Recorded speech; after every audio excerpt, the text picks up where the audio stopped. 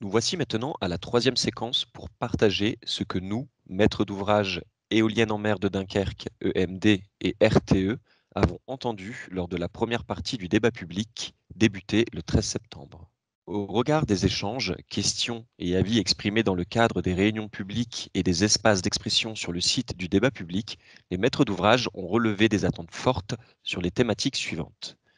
Retombées pour le territoire, préservation de la biodiversité, en particulier de la vie faune, usages et activités préexistantes liées notamment aux enjeux paysagers et à la navigation, contribution du projet et intégration des énergies renouvelables dans le mix électrique. Dans la continuité des précédentes séquences, abordons maintenant les enjeux relatifs à l'intégration paysagère et à la navigation. Sur la zone identifiée par l'État et proposée à l'appel d'offres, le maître d'ouvrage EMD a d'ores et déjà mis en place des mesures de réduction permettant de réduire les impacts paysagers du parc éolien. Une réduction d'un tiers de la zone d'emprise du parc, qui passe de 73 km² proposée à l'appel d'offres à 50 km², un éloignement plus important des premières éoliennes par rapport à la côte, à plus de 10 km contre 9 km dans la zone soumise à appel d'offres. Et enfin, une limitation du nombre d'éoliennes à 46 au maximum, en les espaçant chacune d'environ 1 km. Afin de vous permettre de visualiser l'insertion paysagère du projet, des photomontages ont été réalisés sur différents lieux de vie du territoire dunkerquois. Pour certaines localisations, différentes variantes sont proposées.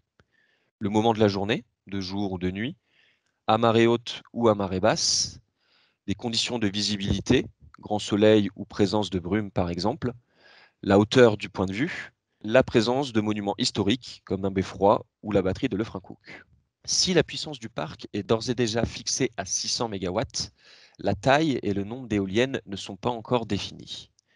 Nous pourrions ainsi avoir un projet composé du nombre maximal d'éoliennes, c'est-à-dire 46, qui aurait une hauteur en bout de pale d'environ 225 mètres, ou un projet composé d'un nombre plus réduit d'éoliennes, mais qui aurait une taille plus importante, d'environ 300 mètres en bout de pale environ.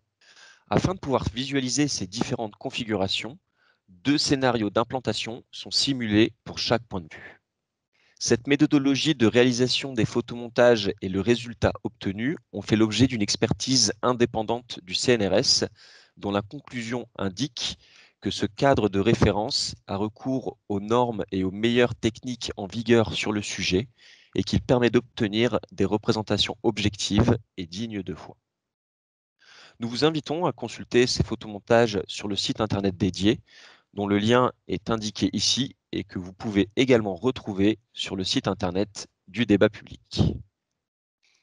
Afin de vous permettre de visualiser ces photomontages dans des conditions optimales, les panneaux grand format présentés lors des réunions publiques seront déployés prochainement en différents lieux accessibles au public, comme les mairies et les offices de tourisme. Afin d'estimer quelle serait la perception du projet depuis le littoral, peuvent également être utilisées les données météorologiques locales, et en particulier celles relatives à la visibilité. Grâce à la base de données de Météo France, on estime que le projet ne serait pas visible depuis la côte environ un tiers du temps. L'étude paysagère en cours d'élaboration viendra compléter ces premières analyses, en prenant notamment en compte les enjeux locaux, tels que les sites inscrits et classés comme le site des dunes de Flandre, les sites à valeur culturelle, le patrimoine architectural ou encore les monuments historiques. Parmi les enjeux liés aux usages existants de la zone d'implantation du projet, revenons maintenant sur la sécurité maritime et la navigation. Le système de gestion de la sécurité maritime, développé par les maîtres d'ouvrage, doit permettre l'intégration du projet dans le paysage maritime en garantissant un très haut niveau standard de sécurité à chaque phase du projet. Notre démarche repose sur une analyse des enjeux maritimes locaux et une étude détaillée des impacts sur la sécurité maritime à chaque phase du projet, de la phase de développement à la phase d'exploitation, la mise en œuvre de moyens techniques et organisationnels adaptés, en coopération étroite avec les usagers de la zone, le grand port maritime de Dunkerque, les pêcheurs professionnels, les pilotes, la navigation commerciale et la plaisance. Tout ceci devant être approuvé par les autorités. S'agissant de la navigation au sein et aux abords du futur parc en phase d'exploitation, notre volonté est de maintenir les usages existants. Cette possibilité devra être confirmée par les autorités maritimes selon des modalités qui restent à établir.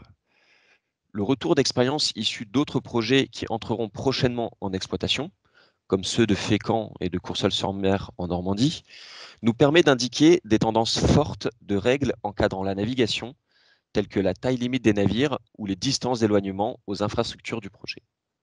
Nous vous remercions pour votre attention. Il s'agissait d'un premier point à mi-débat sur ce que nous avons entendu concernant le paysage et la navigation. Le débat se poursuit jusque mi-décembre.